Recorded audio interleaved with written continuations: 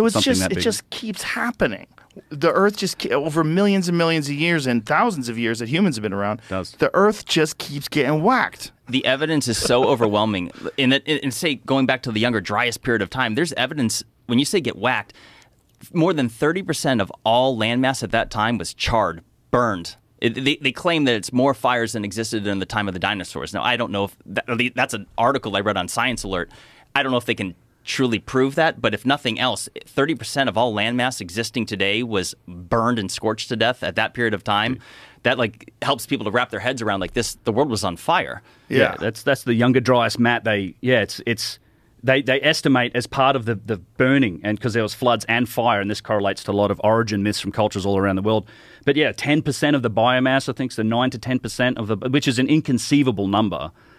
That's how much of the world was burnt, and that's now embedded in this black 10% of the biomass. Yeah, it's so crazy that there's like literally a dark line. Yeah, in the ground. In the ground that shows where everything was on fire for a long fucking time. Yep. Yeah.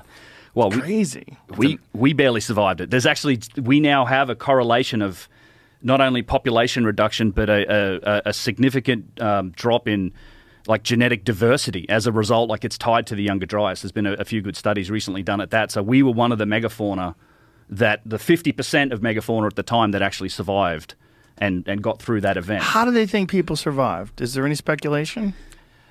And where did we survive? Like where was the good spot? I think caves. I think a lot of it would have been underground. And I think you might actually, they may have even known. Like I think there's some evidence to suggest that some of these, like Derinkuyu in Turkey, in the Cappadocia region could host tens of thousands of people. There's massive labyrinths all over Egypt, beneath Saqqara. There's miles and miles of tunnels and catacombs. I've been down into a bunch of them. And even when you look at sites like Göbekli Tepe, there's been some interpretations of the artwork on that site that seems to indicate a cosmic calendar. Like they're almost marking that date. We know that the ancients were watching the sky.